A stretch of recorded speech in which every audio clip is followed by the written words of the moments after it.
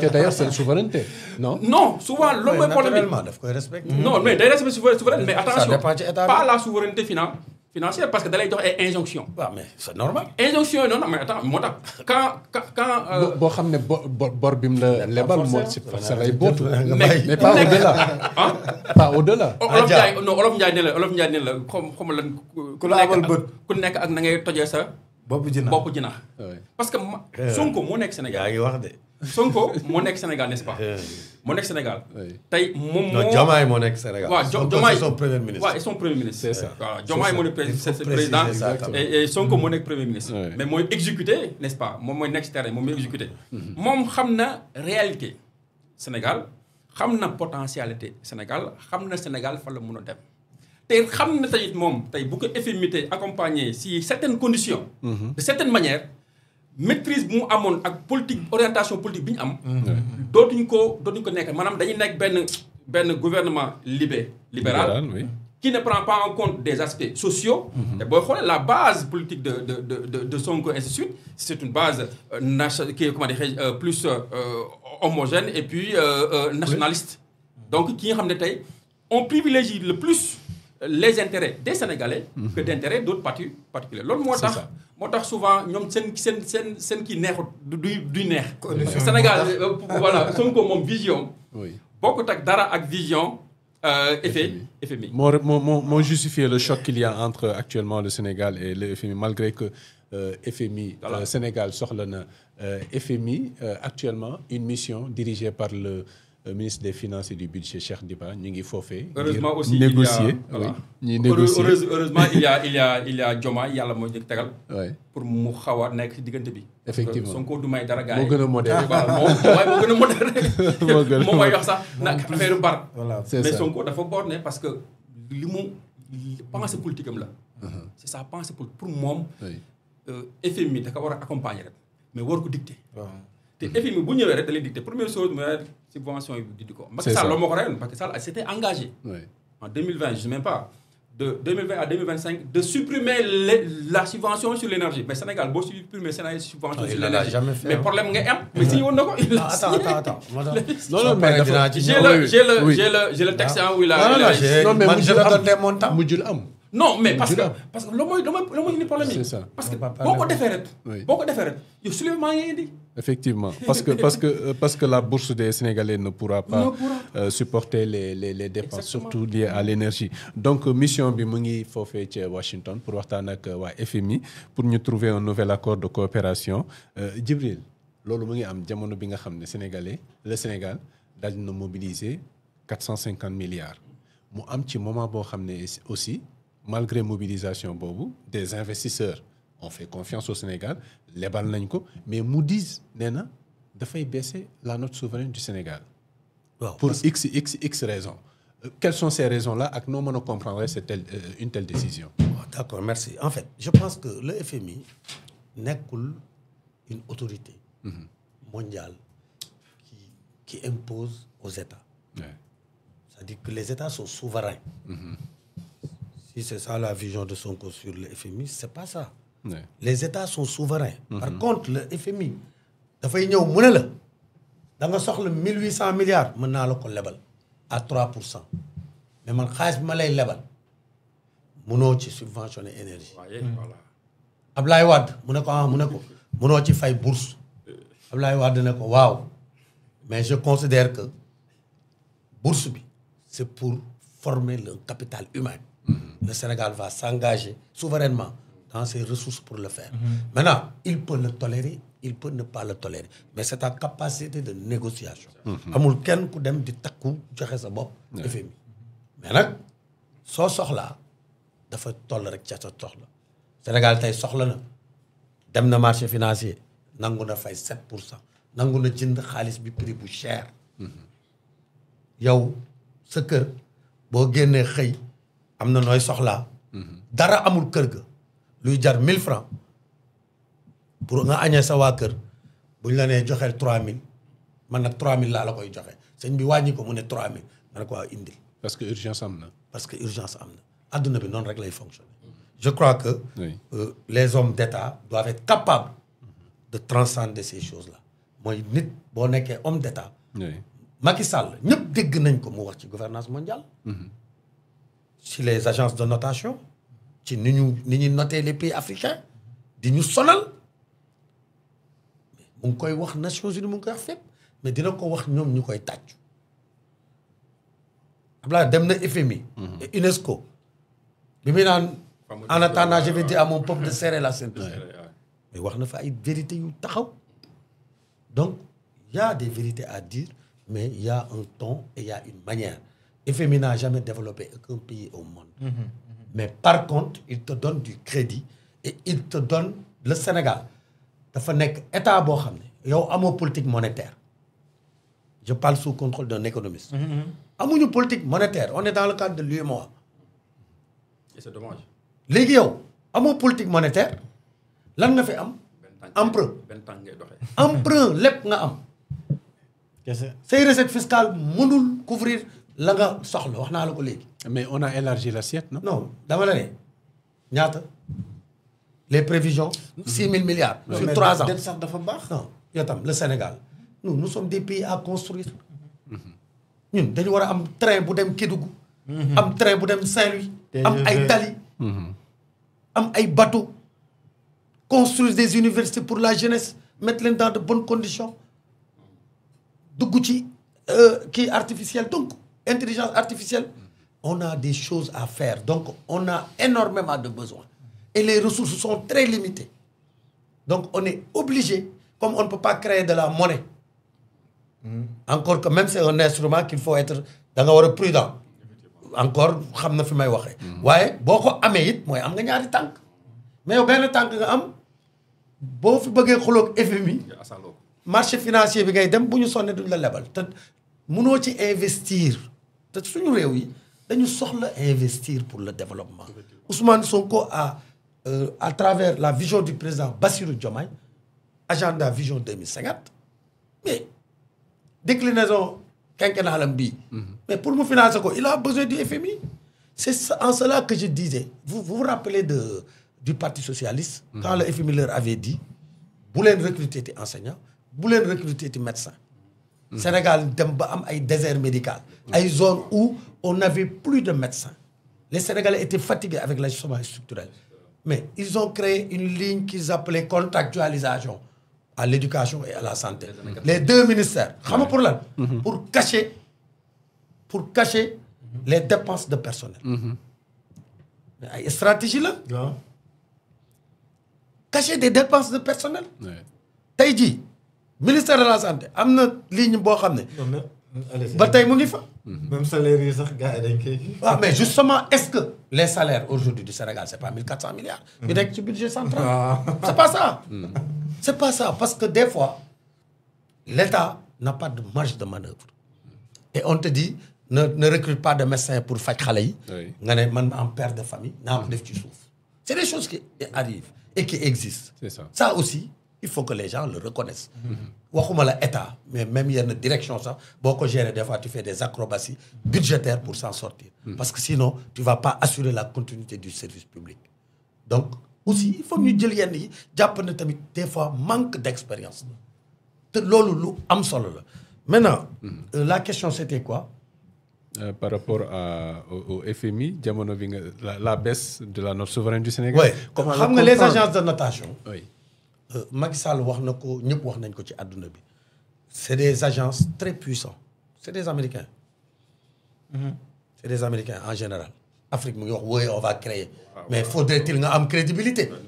mën nga am nañu sax benn. am na bu ñu créé woon Modis jënd ko Modis si boobu moo ko jënd. Modis am na bu mu ñëw bu ñu africains yi créé mu jënd ko. mais faudrait-il nga crédible. parce que une chose est de créer une agence une autre chose ñan ñoo ko jox crédit. mais comment comprendre. Djibril précisément. ñu mobiliser 450. oui. auprès d'investisseurs. ba pare ñu abaisser la note du Sénégal. jamono boobu mais on est en négociation pour les FMI pour décrocher. et perspective négative. dañ ko abaisser ba pare ne la perspective négative. oui mooy lu gën a yombati mooy. ñu abaissé waat mais ñoom lan la ñuy noter yan mooy seen critère. oui. critère économique am na. Le Sénégal va avoir un taux de croissance de 8,4. En Afrique, nous avons un taux de croissance. Parce que c'est lié au pétrole et du gaz. Avec aussi l'exploitation récemment de l'or de botte. Hein? L'or de botte commence à donc, les industries extractives tirent actuellement notre croissance. Il faudrait, une parenthèse là, régler la loi sur le contenu local pour profiter de la croissance. Tant que régler la croissance, bobu day dem ci biti. Moy teug ci ñu doom yi ñu xam luy pétrole ak gaz, mëna intervenir ci industrie extractive yi, jangal leen bu boba ku fi ñëw di investir ñom ngay recruter en priorité. Commencer am une industrie bu léger, am yu ñu mëna produire gaay matériaux yooyu buñ ko soxla ci ñun lañ koy jënd. Mais tant que defuñu ko, cette croissance est extravertie. Donc, on sentir. Oui. Et le taux de croissance réel du Sénégal n'est pas fameux. N'est pas fameux. Ça tourne autour de 3%. 3%. 4%. Sur l'année. Mais, en tout cas, c'est pas fameux. Oui. Donc, lolo, nous avons presque changé. Donc, notre warul baisser. Nous avons un budget, solidité budgétaire. Solidité budgétaire. Xeyna prêt bi nga def ni sax mu gën a dégrader ce taux de solvabilité ak ce taux de liquidité mën na ko indi mën na indi ñu dégrader la. mais grand bi ñun. Attends non allez. non dama la bëgg a wax ñun suñu dette c'est viable c'est soutenable. non c'est pas non c'est suñu dette actuellement sëñ bi. C'est soutenable, le ministre des Finances. C'est pas non, là, tu as dette soutenable. La capacité de faire face à ces engagements. Non, solvabilité. Tu es à un taux de 119% du PIB. Oui.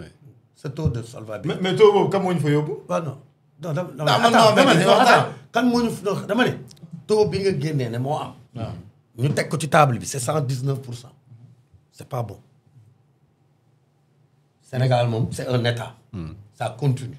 Et ça va continuer demain. Lolu ben la. Ce taux de solvabilité baaxul. Ce taux de liquidité mu ngi gëna dégradé. Moy li ma la wax sank. Dette sur recette fiscale. C'est 581%. 581%. C'est le double de ce qu'on peut accepter pour un État. C'est catastrophique. Notre économie n'est pas une économie diversifiée. Pétrole bi, économie de rente le pétrole bi, gaz bi moo koy tiré. BTP bi dafa taxaw. Ils avaient arrêté le moteur. Muy suux. Ce qui s'est passé dans le BTP, ça nous coûte excessivement cher. Mais pour ceux qui étaient dans des situations irrégulières. Non, mais irréguliers. Le gouvernement l'a précisé. Non, mais on n'arrête pas le BTP. Il est économiste, il sait que le BTP, c'est la composante la plus importante du PIB du Sénégal. Depuis bi may jàng ba tey. Selon la NSD. Bi may jàng économie. Sama professeur loolu lañ doon wax. BTP mooy toujours soo xoolee composante yi. Agriculture ay 1% la daan nekk ay 1,5%. Même dans les chiffres de la NSD également. Donc tu peux contrôler sans arrêter. Imagine-toi tout de suite et maintenant, tu as un terrain sur Ngor, tu as un prêt de 6 milliards pour en faire R+6. Entreprise bi la ko war a tabaxal nga fay ko. Wax banque bi dans 6 mois lay commencer remboursement yi. Bâtiment bi war na pare dans 4 mois ñu téye le 4 mois. Nga louer matériel di ko fay. Sans compter maçon yi, sans compter ferrailleurs yi. Pendant que les travaux sont à l'arrêt. Au niveau national, c'était très grave. Dama né. Parce que Sénégal, bo délo gannaaw, on a eu des taux de croissance avant Covid de 6% jusqu'à même atteindre 7%. Il n'y avait pas de pétrole. Donc, on pouvait l'avoir. Mais nga am pétrole di toll ci 8%. Parce que li ñu arrêté bâtiment bi moko indi. Donc lolu da fay jouer parce que tu n'as pas une économie diversifiée. Cette économie dafa dégringoler dans certaines composantes. C'est ça. Légui, il y a une morosité économique. Yow leb nga 450 milliards. Gën nga dégrader ce taux de liquidité. Ak lan? Mais sëñ bi le premier ministre dafa fi woon annonce qu'il a des problèmes avec Diomaye. Non dañuy waxtaan. am na wala amul mais le critère que transparence ci la bokk. oui ci la bokk. loo ciy wax non dama ne xaaral ma ñëw ci la bokk. oui dama ne mais dama lay wax ay critères yi ëpp solo. donc notation kii Moody's bi. loolu li ngay wax nii. amu ci de. transparence viabilité économique moo ci am. oui taille de l'économie say agrégat sa PIB sa dette. sa dette transparence ngi ci non oui. non 4 piliers la non dama ne non piliers la. nekku ci. Moody's buy lay noté. nekku ci il te note sur 4 piliers. oui. Premier pilier bi mooy pilier croissance. La diversité. n'est-ce pas? Économie. Deuxième pilier bi. Solidité budgétaire. Solidité budgétaire. Solidité budgétaire ou fiscale. Oui. Troisième pilier bi. Environnement mooy institutionnel. c'est l'environnement institutionnel oui. loolu laay wax. Quatrième bi mooy nekk comment dirais l'indice de vulnérabilité au choc. Au choc extérieur. Au choc extérieur. Donc, moo nekk 4 piliers yi nga xam ne. donc Oui. le premier ministre n'avait pas dit ici. Diomaye wax naa ko ba sonn deful waxu ko fi. non dañuy waxtaan man nekkuma di contre je dis des choses factuelles. je suis économiste quoi dama bëgg ñi may déglu sama crédibilité moo nekk en jeu. mais il parlait de quoi non précisément le premier ministre avait montré qu'il y avait des fissures entre lui et le président de la République parce que nous sommes dans une situation inédite où le chef du régime c'est le premier ministre. Ousmane Sonko c'est lui qui a désigné le président Diomaye. C'est un homme politique qui a élu des maires, qui a élu un président et qui a une majorité à l'Assemblée nationale. Donc, c'est le leader charismatique. Mais quand il montre qu'il y a des fissures entre lui et le président, ça aussi, c'est des signaux que Sénégal mën na am crise institutionnelle. Donc, non, mais dama lay wax mais man li ma la wax c'est factuel. dama la wax les critères de notation laa la wax. Ah oui. léegi nag di la wax les hypothèses yi mën a am. te hypothèse mais hypothèse laay wax. dama la ne. oui Sénégal certainement taux de solvabilité bi gën na dégradé wu. de liquidité budgétaire de liquidité par rapport à la dette gën na dégradé wu. ma wax la sur le plan économique. on n'a pas une économie diversifiée. donc en définitive da ngay valider la notation de Moody's hein? Non, c'est je ça. dis, Oui. j'ai pas à valider ou pas. D'ailleurs, c'est non là. non Non, d'ailleurs, c'est là où je ne suis pas d'accord au regard de avec le l'analyse bi nga def. gouvernement du Sénégal Oui. quand il crie au scandale. C'est pas comme ça. Je dis, awma lu ma ci wax. Li ñuy def yëpp, c'est des coups de truc de l'épée dans l'eau. C'est ça la vérité. c'est ça ñoom Oui. mënuñu tere Moody's nelaw Moody's même su waxoon loo xam ne ay kàcc la daf ko def par des manipulations Sénégal nen la mën décrier affaire bi mu décrier ko objectivement avec un langage diplomatique loolu moo ñu ci génne mooy lan nga wane ne sa économie c'est diversifié wane ne tu as fait des efforts que tu vas avoir 6 000 milliards sur 3 ans donc 2 000 milliards de plus dans tes recettes fiscales nga montrer loolu nga ne par conséquent avec tous les efforts de transparence tout ce que nous avons fait donc des choses factuelles c'est ça am na des procédures de contestation mais c'est pas comme le premier ministre l'a fait le ministre des finances l'a fait barki démb l'autre ministre porte-parole mais c'est ça discrédite le Sénégal et ça frustre les gens à nous écouter et à nous accompagner. Donc C'est voilà ça. ce que je pense. merci beaucoup Djibril Pathé sur la note de Moody's la notation. waaw déglu naa grand bi. mais en tout cas xam nga loolu li mën a am. ñun notre dette reste viable et soutenable. loolu moom wax dëgg yàlla. ministre de l'économie sax wax na ko. parce que ñun actuellement lu mën a am nañ capacité. non da wax fu ko teg factuel mais am nañ capacité fay suñuy bor. c'est la capacité. waaw ñun am nañ capacité fay suñuy bor. on frôle la cessation de paiement oui. grand bi ñun am nañ mais quand même capacité on y arrive depuis voilà 19 am nañ mois. capacité fay suñuy bor. dañu cat non non mais attends mon frère le ministre des finances waxu fi bërki démb maa ko déglu su ma gisee politiciens yi di xëccoo comme di xuloo damay tiit parce que xamuñu situation Sénégal dama taxaw ci leket yennu ñetti ndaa mooy Sénégal ku taxaw ci leket yennu ñetti ndaa loolu mooy lan waaw mais yow nga ne ma non moom loolu c'est lui qui l'a dit xool li ngay wax nii Ousmane Sonko ne quatrième sous-sol Cheikh Diba président ne pas de marge de manœuvre donc quand même eux-mêmes ils ont noté waaw mais xaaral xam nga tey ji maanaam wàllu bor li ñu wax ni bor moom lu kii en tant que comptable public moom xam na ne bor lu baax la ci finance publique peut-être am na sax ay économistes yoo xam ne ñoom dañu bor bii ñoom dañu décrier dañu contre sax ratio dette publique sur PIB comprendre nga mais man foofu du ma d'accord ñoom tuuti parce que il faut une surveillance prudentielle c'est-à-dire on ne peut pas s'endetter indéfiniment c'est-à-dire dafa mel ni xorom si cin. xorom bi boo ëppee si cin tamit yow doo ko mën a lekk. c'est-à-dire bor moom tamit foog nga demee si une politique d'endettement boo xam ne day prudente ak yu mel noonu. mais tamit wàllum lu muy wax si agence de notation yooyu mais agence de notation yooyu xam nga ñoom bu njëkk ba ñuy juddu c'était pour noter les entreprises américaines. mais agence yooyu noonu gars yi dañuy douter seen fiabilité d'évaluation des performances. am na sax ñu dem ba ne agence yooyu c'est inutile. agence yooyu si boppam am na ñu dem ba ne c'est inutile comprendre nga. mais dama la bëgg a ne maanaam. Descartes disait mieux vaut changer tes propres désirs que de vouloir changer l'ordre du monde bu dee dañuy tàcc li ñu wax du dëgg mais dañuy impacter ci yow. bu ñu la baissee rek say prêt yokk say coût yokk.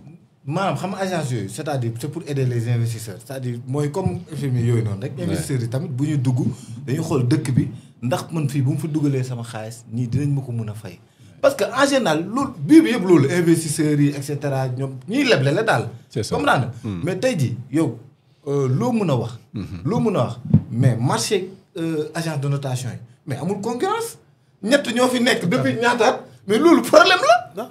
ñoo xam ne ñoom kese fi nekk. jéem ko réglé mais non loolu dañ ko réglé comprendre nga foog nga optimiste tamit quoi. mais ñoom kese ñoo fi mës a nekk di noter. lu foo moom concurrence depuis ñaata at ñoom rek ñooy noté wax na ko sànq Afrique créé woon nañ benn ñu jëndaat ko. Macky Sall wax na ko mais d'accord ma mënu ci dara. comprendre nga non mais loolu dañ ci war a mën dara nag grand bi man mënuñu si dara boobu laa d'accordul. da ngay dem ba am doole. comment faire oui mais non non xam nga moom on termine rapidement voilà moom bu waxee mënuñu si dara. mais kon ba kañ. mais agence yooyu ay économistes si boppam nee nañ agence yi c'est inutile. tu les prends comme des données rek. nga liggéey comprendre nga. c'est-à-dire nekkul ne par exemple ñun ak effort di régime bi def mais yow régime bi def nañ ay effort presque bi ñu teg nii code des investissements bi ñu nga xam ne bañ ko promulgué yàggul. réforme yu ñu def si code. kii bi des impôts et domaines des douanes et cetera mais nouvelle autorité ñu ngi def ay effort yoo xam ne buñ ko defee dinañ mën a suqaliku. te tamit ñoom fi ñu fekk tamit suñuy finance publique dafa tolloon foo xam ne da nga ko war a. da nga ko war a assainir bu ñuy yokk moom d'accord uñ ci. non xaaral économiste lañu xaaral rek. grand bi. trop d'impôts tue l'impôt. grand bi dafa et ça tue l'économie. mais l'élargissement aussi ne gâche rien. Malheureusement ils n'ont pas fait l'élargissement. Ils ont plus augmenté l'impôt c'est un comptable il sait très bien que l'impôt c'est la vie des États. état yëpp impôt la ñuy dundee. mais il faut attends mais non mais moom laay wax peut être dama ne. il faut une politique fiscale souple et prudente. loolu je suis parfaitement d'accord. en augmentant l'assiette. comprendre le taux. politique fiscale day souple mais aussi day prudente parce que tamit. voilà entreprise yi. c'est-à-dire Sénégal amuñu maanaam civisme fiscal c'est-à-dire nit ñi. tey jii da ngay gis exemple bi mu doon wax keroog. ku mën a joxe Touba ca kanam chaque mois 200,000. mais pour mu fiscaliser entreprise am di fay 2,000 sax loolu problème c'est-à-dire mais loolu noonu ay liggéey la yoo xam ne nouvelle autorité yi ñu ngi si mais xam nga tey jii grand bi bu waxee ne non ñee ñoo fi nekkoon de mais ñoom dañ fiy nekk ba abadan. loolu mënul nekk tamit dañ leen di critiquer dañuy def ay notation gars yi di xam di xalaat. di wax ne je dis juste il faut pas mënoo ko changer mën nga wax mën nañ ci débattre. mais tenir ci compte continuer sa liggéey. pour génne sa réew ci mbir mi. mais foofu laay tëjee sax même agence yi si boppam. même dañ leen di critiquer tamit seen évaluation de performance norme IASB yi.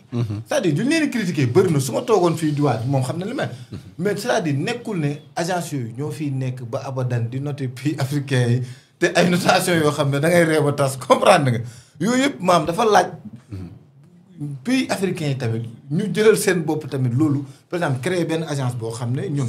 agence boobu mooy nu noté lu boo xool président Macky Sall sax nga xam ne ba mu fi nekkee ba léegi guute yi nekkee nii yu bëri maanaam si régime moom la wax dëgg yàlla dañuy waxante dëgg même si bon nekkatu fi état c'est une continuité dañuy xool lu ñu jéemee régler et cetera et cetera. sujet boobu jaar na est-ce que du lu premier ministre wax dette cachée. te dette cachée amul moo ko créé. non mais moom fan la ko créé. man sama problème loolu. non dette cachée amul. mais moom fan la ko créé. moo ko créé moo ko wax. mais moom nan la ko créé. bi mu ko waxee dañ suñu note di dégradé wu ba tey. oui continue Djibril boo ñu dugalaatee si. il faut pas c'est lui qui revient sur ça. il faut qu'on clarifie aussi. non mais dama ko bëgg a wax. mu ngi cabaxal rek. non dama ko bëgg a wax benn affaire c'est-à-dire gis na situation yu nekkee nii yëpp. oui wax pas dëgg yàlla ton régime rek. non non même pas parce que man dama la wax benn affaire man. objectif quand même. man non je suis très objectif le grand wax dëgg yàlla. mais dama ko ne ñun situation yu nekkee nii. mais fan la jógee. fan la jógee. bañ defee état des lieux ak li xew ñun moo ñu indi par exemple si situation yu nekk nii yëpp. c'est ça wax ji la mais wax la benn affaire. oui gis nga agence yi mënuñu fi nekk. di def ay notation yoo xam ne mais nit ñi tam am nañ droit def seen appréciation contexte xool na peut-être am yéen ni ngeen ñu noté fii nii te pourtant ñun def nañ effort yi nii loolu c'est à revoir wala yu mel noonu. comme ça parce que ñuy noté tamit si agence yi ay nit lañ kese comme ñun ñii ñëpp. ils peuvent se tromper. voilà loolu la ay nit lañ comme ñun. Merci beaucoup. On va finir rapidement avec Serigne Moussa sur la même question am na loo ciy dolli. looy réagir là-dessus. donc bien sûr déglu naa leen ak religieusement. sincèrement ak sama grand. Alors donc il faut savoir que ces agents de notation. Moody's, que ce soit Moody's, que ce soit S&P, que ce soit Fitch, ce sont des agents de notation, entre guillemets, indépendantes, mais qui leur payent, qui payent pour qu'ils continuent à faire le job. Ce n'est pas les États africains. Donc, et qui payent, donc reçoit toujours, comment dirais-je, service après-vente. Donc ça c'est un. Et qu'il faut aussi comprendre que dans la réflexion des analyses de ces pays, pays qui agents de notation, ils ont une analyse, elles ont une analyse procyclique. Madame, dañuy bàyyi ba dara am ñu soog a topp si pour noter la. Ils sont pas dans l'anticyclique. Alors que économie finance moom li ko gën a soxal moo tax sax boo xoolee am na phase yu bëri yoo xam ne noté nañ seen note amul impact. Donc ils sont dans l'analyse procyclique. maanaam dañuy bàyyi ba jaan romb ñu topp ci watat bi di la jox solution. Alors que économie bi la finance et l'économie mu ngi feneen. C'est la même chose que le cas sénégalais. Le cas sénégalais ils ont noté quoi? Ils n'ont pas noté aujourd'hui la confiance qu'aujourd'hui qu'a le marché financier par rapport à notre économie. Parce que ñoom seen notation bi précède juste comme li nga wax les 450 milliards yi ñu am. parce que boo xoolee jëluñ ko en compte. loolu benn jëluñ ko en compte. lan lay changer à l'heure actuelle. lan lay changer les 450 milliards par rapport à la notation de. peut-être notation yi ñëwaat. notation yi ñëwaat. dinañ ko tenir en compte. mais jëluñ ko en compte. lu tax nag loolu mu échappé leen mu raw leen parce que seen analyse bi tey boo xoolee seen analyse donc c'est fallacieuse. C'est une analyse circonstancielle. Oui, parce que ce n'est plus à jour. Ce n'est plus à jour. Pourquoi c'est fallacieuse, cette analyse? Parce que nous avons noté que Sénégal a confiance vis-à-vis, parce que c'est CAA1, donc c'est vraiment une dette spéculative, une économie morose. Non, pas spéculative. Risque très élevé. Risque, voilà, très élevé. Voilà. Même la cessation de paiement. Risque très élevé.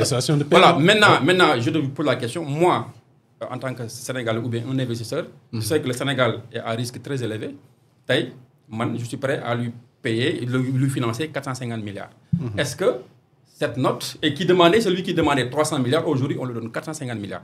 Donc est-ce que les investisseurs ont pris en compte de l'immobiliser? Je ne suis pas en cessation de paiement ou très risqué. Mais il faut que nous devons boucler. Donc, pour cette notation de Moody's, day ñëw yokk xar bi karaw maanaam day ñëw loo xam ne da ngay gis koo xam ne moo ngi calmer douleur am nga ñëw yokkal ko douleur fa la toll c'est-à-dire que actuellement man loolu la jàppee parce que ñoom tey bu fekkoon dañuy defoon des analyses anticycliques maanaam dañuy anticiper tey Sénégal li mu teg xoolal teg na presse Sénégal a contenu son budget aujourd'hui boo xoolee phase budgétaire bi si le déficit budgétaire da nga am presse bi. bàyyi ma ko ne après. Non, je te pose la question dañuy débat aussi. waaw maa ngi ñëw bala may. Je l'ai pas encore vu. waaw d'accord léegi maintenant Sénégal toujours Sénégal tey boo jëlee sur l'évolution de son budget sur déficit budgétaire bi. Le Sénégal est sur deuxième semestre bi. Le Sénégal a fait des efforts aujourd'hui on est à 34% de l'objectif de 50%.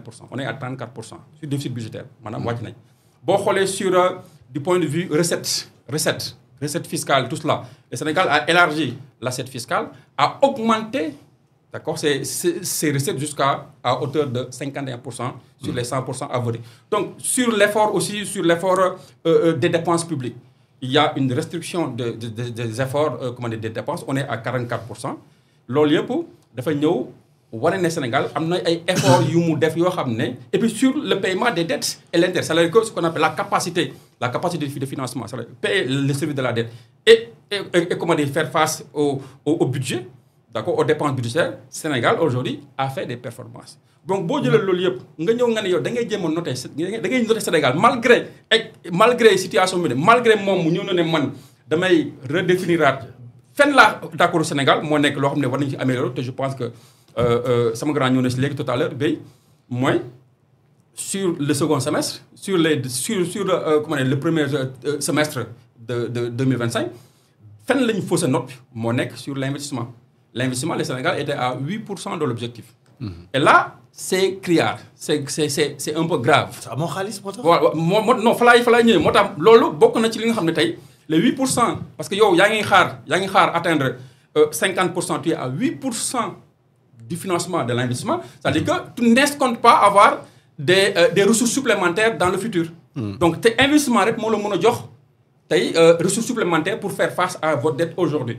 Donc Sénégal aujourd'hui bu fekkee ne def na li si war maanaam second semestre bi nii amoon nañ l'apport de FMI ainsi de suite ak tamit les bailleurs qui ñëw nga xam ne dañu am des investissements yoo xam ne dana permettre Sénégal tey mu mun a am des investissements qui sont porteurs de ressources et de croissance. Là Sénégal dana gën si loolu.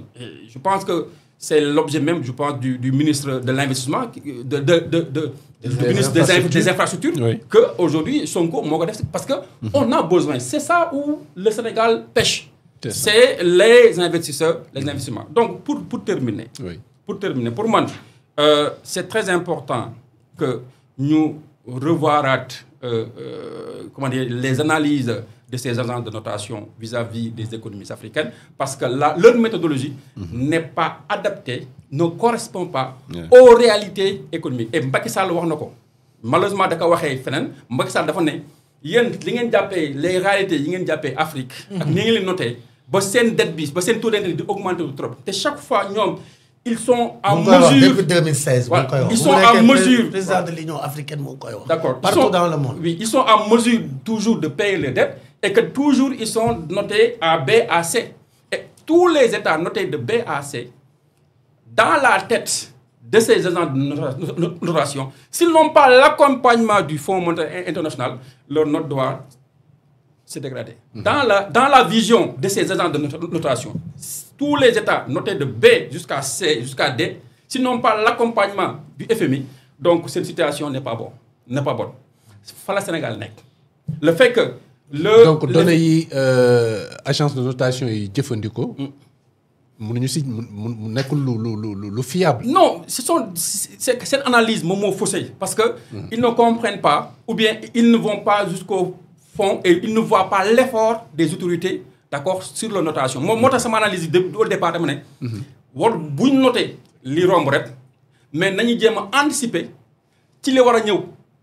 Est-ce que yaa ngi comprendre maanaam quand tu n'anticipes pas ce que je dois faire et que tu laisses que je fasse d'abord pour que tu puisses noter pour man doo ma indil dara investisseur bi.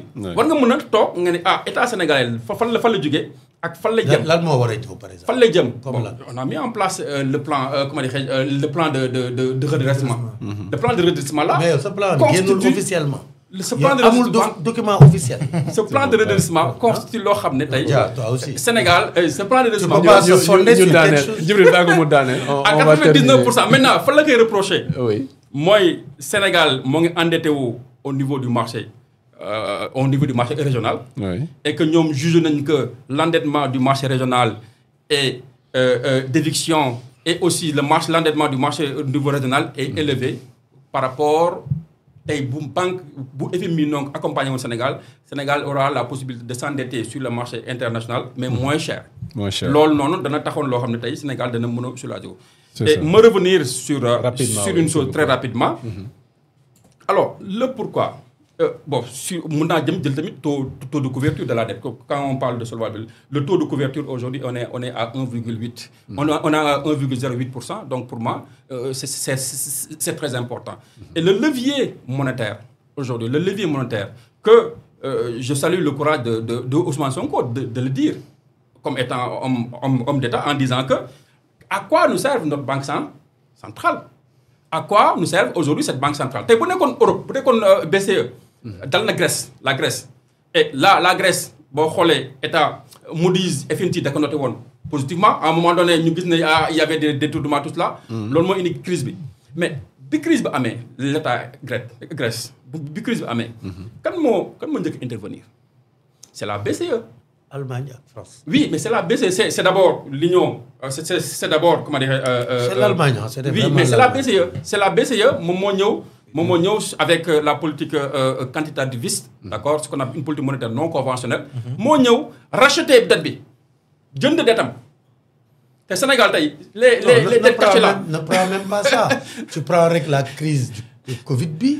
Ouais, c'est ça. Ils ont fait de la création monétaire.